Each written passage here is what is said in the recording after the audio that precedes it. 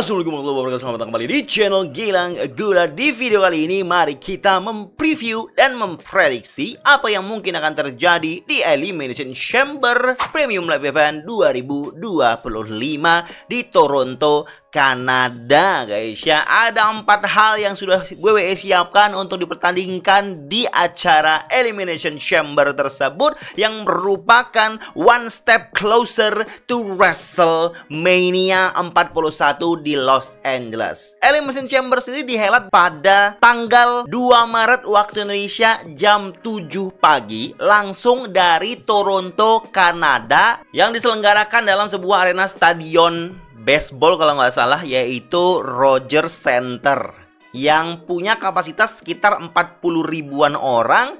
Dan WWE cukup getol untuk memberikan card yang besar, kehadiran pegulat yang besar untuk memperbanyak penjualan tiket di Toronto, Kanada ini, guys ya. Kita bahas apa saja yang akan terjadi, kita bahas prediksinya dari Gilang Gulat seperti apa, cuma di Gilang Gulat YouTube channel.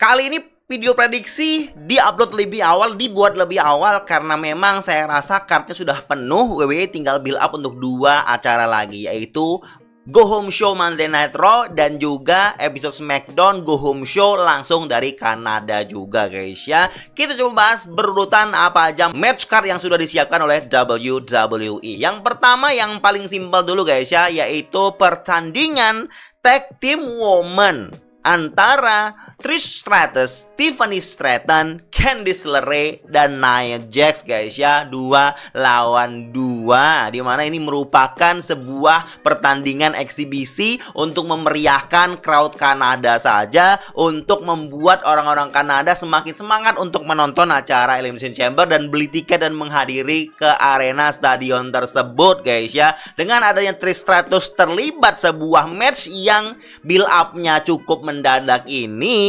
berarti memang tujuan WWE untuk meramaikan dan membuat crowd semakin semangat menontonnya, guys ya. Jadi saya rasa ini adalah sebuah match filler aja untuk menyenangkan penonton, tidak ada arti dalam sebuah storyline menuju Mania bahkan. Jadi prediksi saya kemungkinan besar dimenangkan oleh babyface, yaitu Trishie and TV Time, guys. Easy prediction kalau saya bilang. Match berikutnya kita bahas 2 orang getol dari Kanada yang punya andil besar lah, guys ya, dalam menaikkan mood para fans di Kanada. Setiap WWE mengadakan event di Kanada, selalu senternya itu kalau nggak Sami Zayn, si Kevin Owens, karena mereka ini adalah punggawa yang jadi kebanggaan Kanada dalam lingkup pro wrestling, khususnya WWE, yaitu match unsanctioned Sami Zayn melawan Kevin Owens. Cerita ini merupakan lanjutan cerita di Royal Rumble kemarin ketika Sami Zayn memilih untuk tidak membantu Kevin Owens tapi hanya care dengan Kevin Owens. Itu hal yang dibenci Kevin Owens. Kenapa Sami Zayn datang ke acara ladder match Royal Rumble kemarin hanya memperlihatkan kepeduliannya dengan Kevin Owens, bukan malah membela Kevin Owens untuk menghajar Cody dan membuat Cody tidak jadi retain title-nya, guys ya. Jadi itu jadi biang kemarahan Kevin Owens, membuat dia package pile driver Sami Zayn, membuat Sami Zayn cedera lehernya, dan dia sebenarnya tidak boleh bertanding. Akan tetapi Sami Zayn yang berapi-api mau membalas Kevin Owens, dia bersikeras mau tetap match. Alhasil Adam Pearce mengizinkan itu, tapi tidak secara resmi melalui WWE. Makanya dinamakan unsanctioned match. Apa sih bang unsanctioned match? Ya, saya kasih tahu, guys ya. Unsanctioned match simpelnya adalah match ini atas permintaan dari pegulatnya, pegulat yang cedera khususnya. Jadi apapun yang terjadi, mungkin cederanya akan makin parah, karirnya akan berakhir Sami Zayn, resikonya ditanggung Sami Zayn. WWE nggak mau nanggung biaya pengobatan, untuk nambah durasi kontrak, apa gimana, WWE nggak mau tanggung jawab. Karena ini kemauan dari Sami Zayn sendiri. Makanya matchnya no DQ, no holds bar, mungkin bebas mereka mau ngapain aja, dan WWE nggak tanggung jawab, guys ya. Matchnya bisa dibilang semi resmi karena unsanctioned. Prediksi saya, match ini dimenangkan oleh Kevin Owens karena memasuki match ini Sami Zayn tidak 100%. Sami Zayn cedera leher, cedera bagian tulang punggung. cedera juga di bagian yang lainnya akibat package pile driver secara kayfabe guys ya. Akan tetapi dia bersikeras untuk match. Kevin Owens datang di sini sehat walafiat. Ancamannya lebih nyata kalau saya bilang. Dan ini membuat saya berpikir, Kevin Owens akan menang. Tapi ada kans matchnya mungkin akan menjadi no contest. Karena sesuatu hal yang menurut saya mungkin akan terjadi cukup brutal dan terpaksa harus dihentikan. Atau bahkan ada juga kemungkinan Sami Zayn menang karena dibantu Randy Orton. Saya nggak mau bilang kalau saya akan jadi korban rumor lagi guys ya. Tapi rumor menyebut katanya setup Kevin Owens sama Randy Orton di WrestleMania. Nge-build up Kevin Owens dan Randy Orton di WrestleMania, ya waktu yang tepat adalah Elimination Chamber. Biar ada waktu sebulan lebih untuk build up lagi, untuk feud-nya yang lebih kenceng. Karena Randy Orton masih punya dendam dengan Kevin Owens. Randy Orton yang dibuat Kevin Owens off selama ini ceritanya guys. Bisa jadi Randy Orton datang membuat Kevin Owens kalah, Sami Zayn menang. Atau Randy Orton akan datang setelah match-nya buyar, match-nya selesai dengan Kevin Owens yang menang. Tapi opini kuat saya, prediksi kuat saya mengarah ke Kevin Owens yang menang entah bagaimanapun caranya. Tapi kans besar juga ada di no contest guys ya. That's my prediction. Match selanjutnya kita bahas match utama untuk Premium Live Event Elimination Chamber. Untuk yang woman kita dapat Elimination Chamber match woman. Yang menang akan melawan Rhea Ripley di WrestleMania 41 guys ya. Rumor Becky terlibat di match ini tidak jadi. Rumor Becky yang akan lawan Rhea Ripley lagi di WrestleMania sepertinya tidak jadi guys ya. Ada rumor yang muncul lagi. Sekali lagi saya nggak mau teman-teman 100% percaya. Saya pun tidak bisa 100% percaya guys ya. Aduh trauma Jey Uso itu guys ya. Jadi Elimination Chamber Woman itu katanya akan dimenangkan oleh Bianca Belair. Karena rumornya Bianca Belair akan WrestleMania 41 melawan Rhea Ripley. Mendengar rumor ini saya agak merasa kurang setuju guys ya. Bianca lagi yang mendapatkan spot kuat itu. Tetapi sebagai ganti Becky menurut saya dari semua orang yang ada di match Elimination Chamber ini, kayaknya memang Bianca bisa jadi yang sosok yang kansnya paling kuat lah guys ya, terlihat untuk bisa mengancam Rhea Ripley. Memang terlihat begitu, cuma saya tetap masih ganjel. Bianca ini build up-nya sama Jade Cargill mungkin. Terus dia juga masih babyface. Terus dia akan menghadapi Rhea Ripley yang juga babyface. Akan sangat monoton build up-nya kalau sama babyface. Bisa jadi juga kalau memang Bianca yang menang, Bianca ada proses turun heel menuju WrestleMania 41 ketika Jade Cargill mereveal siapa yang menghajar dia, dan mungkin Bianca. Berarti menuju Mania 41, Bianca versus Rhea, Bianca heel-nya guys. There is a speculation, there is a chance itu akan terjadi seperti itu arahnya guys. Jadi rumor guys ya, rumor Bianca yang menang. Tapi dari kita coba telaah dari semuanya guys. Kita lihat Roxanne, agak mustahil Roxanne menang. Dia ini masih NXT statusnya, belum main roster, belum resmi masuk main roster. Kontraknya mungkin masih NXT juga. Bayley, kayaknya kans untuk Bayley udah nggak ada karena dia kayaknya waktunya sudah yang tahun lalu gitu. Gantian mungkin guys ya. Naomi kayaknya yang paling, menurut saya yang paling tidak kita bisa terima kalau dia menang. Liv Morgan, sudah selesai Liv Morgan sama Rhea Ripley. Apalagi urusannya, Liv Morgan urusannya sama Bianca sama Naomi doang ini. Ngincar tag team dia pasti. Nah, Alexa Bliss. Nah, Alexa Bliss nih kan squad untuk bisa menyaingi kemenangan Bianca kalaupun WWE punya rencana lain selain Bianca. Kalaupun rumornya benar Bianca. Kalau rumornya salah, kemungkinan Alexa Bliss kalau saya bilang. Cuma ada hal yang bikin saya kepikiran. Alexa Bliss baru aja return dan baru aja ya mulai bergulat lagi. Mungkin agak kurang lah kalau dia langsung ngincar title. Apalagi dia terafiliasi dengan ceritanya Wyatt Six. Wyatt Six posisinya mid card ke bawah. Banyak spekulasi yang bisa kita jabarkan guys ya. Tapi kita kan tahu ya, Charlotte juga habis cedera lama balik langsung nantang title W41 Championship lagi.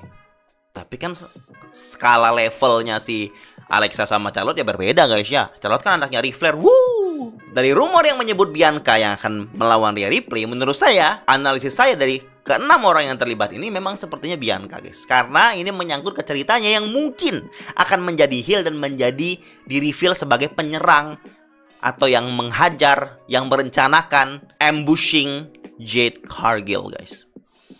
Berarti kemungkinan Bianca Jade Cargill nggak akan terjadi di WM, akan terjadi setelah itu. Berarti akan sangat panjang nih menunggu Jade Cargill untuk reveal itu. Atau nunggu Jade Cargill akan match lawan Bianca itu akan cukup panjang. Bisa jadi Jade Cargill kalau misalnya Bianca lawan Rhea Ripley guys ya di WrestleMania, Jade Cargill yang akan mengganggu Bianca dan membuat Rhea Ripley masih retain. Spekulasi panjang akan terus berjalan, tapi itu akan bisa berubah seketika sebelum match itu dilakukan. Hari H WrestleMania 41 guys ya. Bahkan kalau match card-nya udah keluar pun masih bisa berubah guys. WWE gitu sekarang guys, unpredictable. Jadi tidak bisa kita yang yakin banget prediksinya akan begitu-begitu, enggak. Sekali lagi prediksi saya, pemenangnya adalah Bianca Belair. Elimination Chamber Man, match paling penting di Elimination Chamber tahun ini. Pemenangnya akan lawan Cody. Jelas favorit orang adalah John Cena. Di Royal Rumble favorit orang apa? CM Punk. Cena juga. Yang menang siapa? Jey Uso. Siapa yang favoritin Jey Uso menang? Gak ada. Kalau misalnya persentase mungkin 0,1 yang berpikir Jey Uso menang. Yaitu siapa isinya? Rikishi. Royal Rumble tuh guys. Nah, Elimination Chamber apakah akan unpredictable juga? Ada yang bilang gini, saya baca spekulasi. Kalau kayaknya ini, kalau merujuk kepada apa yang terjadi di Royal Rumble, bisa jadi yang menang Elimination Chamber orang yang nggak kita duga. Yang paling kita tidak duga di sini adalah Damian Priest. Atau satu lagi apa? Logan Paul. Itu dua orang yang saya paling tidak mau menang. Bukan mendiskreditkan atau mendowngrade mereka guys ya. Tapi untuk segi storyline wise, dua orang ini paling tidak pas lah untuk menantang Cody di situasi saat ini. Di masa depan nggak tahu guys ya, tapi di situasi saat ini sama kayak gimana Jey Uso yang jadi pemenang, sama sebenarnya guys. Makanya saya agak trauma nih memprediksi hal seperti ini. Kita coba menganalisa satu persatu. Damian Priest sudah saya sebutin tadi, sama Logan Paul juga. Walaupun memang ada rumor Logan Paul katanya mau lawan John Cena, tapi kan kita sudah bahas kayaknya bukan di WM. Tapi kans Logan Paul akan jadi unpredictable-nya, pemenangnya Logan Paul bisa ada guys, tetap ada.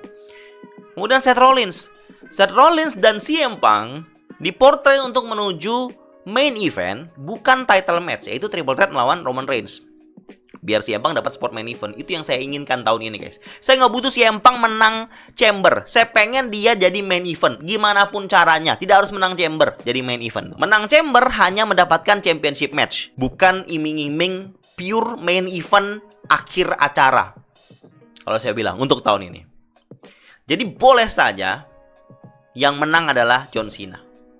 Boleh saja. Tetapi jangan ambil spot main eventnya CM Punk. Ada spekulasi juga yang menyebar kayaknya CM Punk akan masuk storyline-nya John Cena sama Cody bang. Atau bahkan CM Punk lawan Cody bang. Dimana John Cena akan masuk story-nya Jey Uso. Triple threat sama Gunta. Apaan itu? Apaan begitu? Tapi saya mau belajar dari kesalahan saya sebelumnya. Saya mau belajar dari ekspektasi tinggi saya sebelumnya. Melihat rumor, melihat promo yang bagus. Kayaknya bukan itu patokannya guys WWE sekarang kalau saya bilang. Saya harus memprediksi hal yang bisa dibilang yang paling memungkinkan, yang paling tidak memungkinkan. Berarti izinkan saya untuk match ini, khusus Men's Elimination Chamber, saya prediksi 2 pemenang guys. Maksud saya 2 pemenang itu saya prediksi 2. Kalau nggak ini. Oke, yang pertama tetap kita keep John Cena guys. Kita keep John Cena menang Chamber. Itu pilihan pertama saya. Drew gimana? Analisa Drew ini menurut saya memang Drew belum terlihat masuk ke story-nya tuh. Cody Rhodes tuh belum terlihat sama sekali. Arahnya Drew ini nggak ke situ.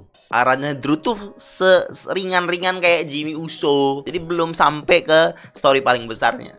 Dan rumornya kan Drew sama Damian Priest dan juga Drew sama LA Knight rumornya. Jadi nggak ngarah sama sekali ke main eventer kalau saya bilang. Jadi Drew di sini untuk meramaikan. 3 orang yang saya bilang meramaikan: Logan Paul, Damian Priest, dan Drew McIntyre. Tapi 3 orang ini ya salah satunya yang akan saya pilih jadi pilihan kedua opsi saya untuk memenangkan Elimination Chamber guys. I'm sorry to say, but I'm gonna choose pilihan kedua saya, yaitu saya agak ragu sih memilih ini. Tapi karena memang belajar dari Royal Rumble sebelumnya, ada kans pemenangnya adalah Logan Paul. Nggak tahu guys, mungkin agak kocak ya, agak konyol saya milih Logan Paul guys ya. Tapi saya sudah punya keep 1 yaitu John Cena.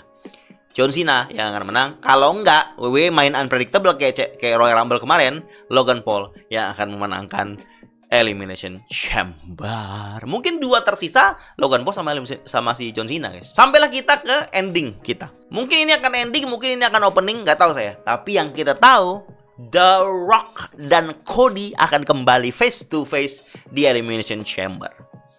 Bukan one-on-one match, tapi promo. Karena di hari Elimination Chamber nanti, Cody dikasih waktu tenggak untuk memutuskan mau join bersama The Rock side by side atau menolak permintaan atau tawaran The Rock, guys. Tawaran The Rock apa, Bang? Sudah diungkapkan di SmackDown kemarin. Singkatnya, intinya, The Rock pengen Cody ada di pihaknya dia. Nanti dengan semua power yang The Rock miliki, The Rock akan bantu Cody ngurusin semuanya. Pokoknya Cody tinggal enak. Cody akan jadi super heel yang akan membuat dia terus berada di posisi paling tinggi. Bahkan bisa menandingi Roman Reigns, bisa pegang title 5 tahun, 10 tahun. Lebay banget guys. Tapi The Rock menjanjikan posisi itu. Dengan The Rock bilang Cody itu adalah brothernya, dia bahkan cium pipinya Cody, bilang ke mamanya sama-sama berhubungan baik. The Rock bilang dia powernya sedemikian rupa bisa ngubah apapun sebagai final boss, sebagai direktur. Semua orang temannya yang ngurusin WWE bisalah diatur semua itu. Nah, Cody mau apa enggak? Dapat spot paling besar, paling tinggi sejagat-jagat universe-nya WWE untuk jadi champion terus gitu. Saya kan waktu di Gulat Review SmackDown saya bahas secara detail soal ini guys, pendapat saya. Yang saya bilang intinya saya berpikir ini hanya sebuah story improvisasi akibat improvisasi The Rock di Raw debut Netflix kemarin yang mematahkan semua ekspektasi orang terkait storyline mereka yang mereka tanamkan di Raw After Mania 2024. Udah kelar tuh cerita itu. Makanya WWE menawarkan cerita baru karena improvisasi tersebut. Dimana waktu di Raw Netflix sih The Rock respect Cody, mencintai Cody, berpikir Cody adalah champion yang baik. Atau memang sejak awal di Raw debut Netflix ini, karena WWE tahu The Rock nggak bisa main di Mania, dia teko kasih cerita ini. Nah, inilah sebuah hal besar yang diungkapin. Yang kemarin adalah The Rock pengen Cody atau jiwanya Cody untuk dia. Cody menjadi championnya The Rock. The Rock yang akan ngurusin semuanya. Ini tawaran yang sangat menggiurkan bagi Cody guys. Sampai saya sempat berpikir ini akan jadi jalan Cody menjadi heel, super heel, Homelander style. Akan tetapi guys, saya hanya berpikir ini bagian dari promosi WWE untuk menjual tiket Rogers Center Toronto Kanada. Kenapa? Mungkin sumber saya salah. Mungkin sumber yang saya dapatkan memang belum update tiketnya. Tapi yang saya tahu kapasitas dari Rogers Center adalah 40 ribuan. Sedangkan tiket yang baru terjual nggak sampai 30 ribuan. Sepertinya John Cena yang dipromokan sejak awal Chamber akan ada di Toronto dan ada John Cena itu mungkin belum cukup. Jadi WWE butuh menghadirkan The Rock untuk menjual tiket lebih banyak lagi. Maka dari itu dibuatlah cerita ini, dibuatlah segmen ini untuk biar The Rock dan Cody ada alasan. The Rock ada alasan terutama datang ke Toronto, Kanada untuk Elimination Chamber. Jadi saya berpikir ini hanya bagian dari promosi. Dan Cody, prediksi saya, akan menolaknya. Saya yakin guys, jelas imbas Cody menolak permintaan The Rock adalah hari-hari Cody semasa dia jadi champion akan menjadi neraka.